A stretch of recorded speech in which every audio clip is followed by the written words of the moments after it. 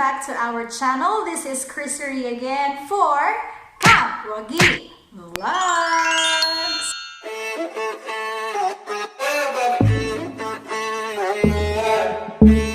So, welcome back, and this is another Ask Me Anything video wherein you can post any questions on my Facebook account or you can PM me, and then I am going to answer those questions if I could, of course. And the most interesting question is going to win a prize. Now we are down to our question number 3 and number 4.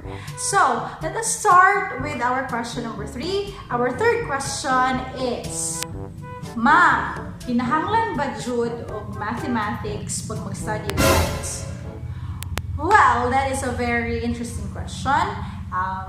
Yes, of course. Some scientists have actually said that mathematics is the language of science. The reason is you cannot prove if a certain phenomenon or a certain theory is actually a fact or could be considered facts if there is no mathematical equation or mathematical proof behind it. No? So, mauna siya ang rason nga nung kinahanglan gyud pod og math sa science. Aside from that is in subjects such as chemistry and physics, which are of course branches of science, in the physical science department or the physical science part of the big family of sciences, kinahanglan gid siya og mathematics, but actually it's actually the basic ones. Like for example, you need to learn how to transpose, you need to learn how to solve variables, you need to learn how to add, how to subtract, how to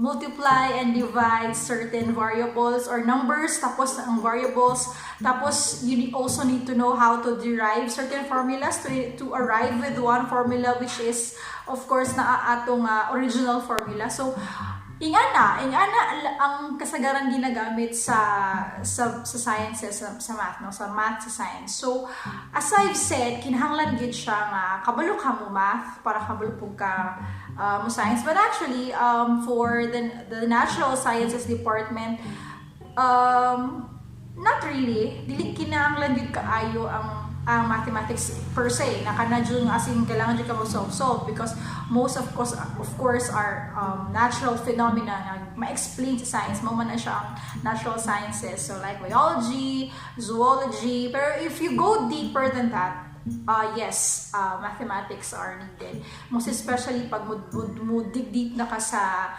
physiology, sa certain mga things, like for example, water pressure, or example na lang, how do you calculate the pressure inside and outside of a certain plant cell. Nga na siya, basta trigger pressure, daghan siya mga complications. But I hope that wala mo na-discourage na mag-study of science because of what I've said, no? So, just think about you're hitting 2 birds with 1 stone. You learn math, at the same time, you also learn science by studying science itself. Diba? So, it's a win-win situation. Let's proceed with our 4th question. Question number 4. So, question number 4 is from my friend, my ex-student when I was in when I was still teaching in USAP Santa Tomas. So this is Isakar. Hi Isakar, I hope that you are well and good and you're healthy. So ang iyang question is, how powerful is our mind? Yun, very mind-boggling. Using this simple quotation or this simple statement that our minds could either make or break us, because our mind controls everything, no? Tanan nato nga ginahuna-huna, tanan nato na musulod sa atong hunahuna, kay muna siya ang ma-manifest sa ato ang ginabuhat, no? Tanan na mo agi sa atong mind, muna siya ang ginabuhat nato no, gina-process sa atong mind mo na siya nga atong mahimong reaction sa isa ka certain nga na situation. So mo na siya nga makaingon ko nga powerful kayo ang mind. Although I have seen different documentaries and as I've read some articles about how powerful the mind is, most especially with monks. I think you know monks. Na ay mga instances nga kaning ubang mga monks kay even after they are dead, no, ang ilahang bodies kay kanang dugay siya nag-deteriorate, dugay siya nga nag-decay. It's because of na-preserve ang ilahang body. So other monks also can last for how many months or how many years without eating. So kani siya nga trivial na phenomenon is actually controlled by the mind, no? Because our mind, our brain, of course, controls our entire body. So once nga i-train nato ang ato ang mind, then hinay-hinay ma-change niya ang ato ang ways sa atong body, such as metabolism. For example, sa katong akong explain nga mas kung sa kadugay kaya nila mag-fast na wala sila kaon-kaon pero mag-survive sila. So they can actually control the metabolism using this the brain or our mind. However, kinahanglan siya og training. Dili pwede ka kanang sige, gusto nga na ako ang power sa akong mind. Gusto nga na lumupad ako. Like, no, it cannot be done like that. Ano siya mga phenomenon kay taas ang years, taas ang meditation, ang concentration o practice ani para ma-achieve nila itong anang state sa ilang mind. That is one thing na ako ang nakuha yun. Powerful yun ang mind because it can change or it can regulate body functions kahit lang ato ang gilagamit, ang mind lang siya. When it comes to life experience, I think that the mind is actually very powerful because pag may magunta nga ang atong mind, naput nato, reset nato ato ang goal toward in ana. Makaya nato og regulate ang ato activities ba? Kumbaga, dili na ta sa bodily functions, kundi sa ato ang activities para ma-reach nato ang kanang goal nga ato ginaput sa atong mind. Pag naka-focus ang imong mind sa ing ana nga goal, then little by little mahimo na siyang habit sa imong lawas nga ing ana because kani ang nag-set ang mind ang nag-set. Pag mag-set na gani ang mind ng isa ka goal, the behavior or your attitude would follow. So I think ing ana ang pasabot nga muto ko ang isa ka way nga our minds could either make or break us. For example, sa mga businesses, no, sa mga business na sectors, pag nasa goaling ana, they set their mind to it and of course they do everything that they can para ma-reach nila na ilang goal.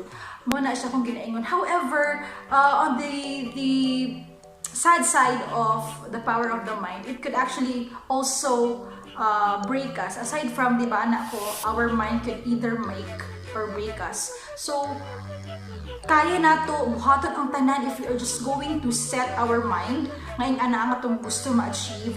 Pero, sadly, our mind also has a limit. Kaya kung wala pa limit ang ato ang mind, kung dili pa po siya vulnerable, wala man siguro yung kanang bitang musuko o kanang worst case scenario mag-suicide. No? Because ang ato ang mind is kanang bitang pag-bombarded ang atong mind of so many things, so many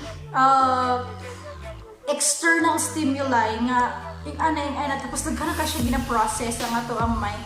Sometimes mapuno na siya, no, to the point nga mag-break or maabot na niya yung breaking point.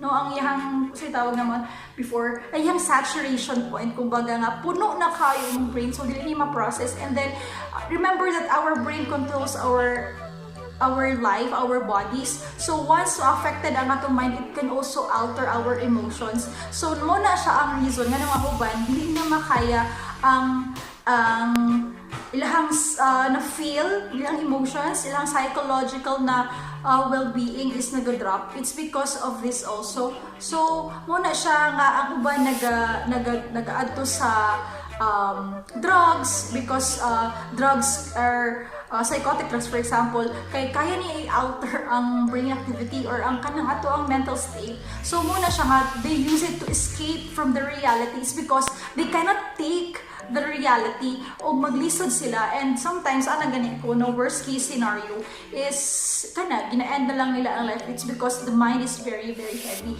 So muna akong ginaingon that our mind is powerful because it could either make or break us as a person. So, muna siya akong ginaingon na let us always be careful with what we think about, and let's be careful and tactful about what we take in. Kaya kung maski unsa sa lang atong isunod sa itong huna-huna, no, kanang atong makita sa social media, because dili nato malikayan during this quarantine. Ang ato lang ginatanaw is actually media kasagaran because we cannot go out. So, ang ato ang time is mas nagugol sa media. So karon daghang kitang makita sa social media nga ang buhaton ning anang buhaton, and then dili pa din na mag-cramp up na sa imong huna-huna kay kung masobraan na gali na siya, maabot na niya yung saturation or yung breaking point. So we need to learn how to filter what we take in, and of course what we reject, no? And we also have to have time for ourselves, our peaceful time na kanang mulikod lang ka and you reflect and you feel calm, and kanang i-let out lang ang mga negative energy, ang mga negative thoughts sa imong mind, no? Kay dili pwede nga magsigilan po taog ka na bitang maski kung sila nga atong ginadawat and then mag-affect sa atong emotions. I'm not saying that kanang mga negative na stimulus is bad, because whatever you feel right now is valid, you know, whether it's happiness, it's sadness, but we need to know how to train our mind, and we need to know how to control our emotions, because if we will not, then mag-isod dito og survive ang atong cruel world. But if you're going to look at it at a different with a different perspective, I think we will arrive in the same agreement na although it's quite cruel but livable, no? Happy if you are going to choose to be happy. So ing-ana lang siya. So moto akong tubag, yes, our mind is very powerful. It can either make or break you. So yun lang. I hope that you learned something from my video today. So I hope that you like and share, and of course subscribe to our channel, Camp Wagi Vlogs. So that's it for today.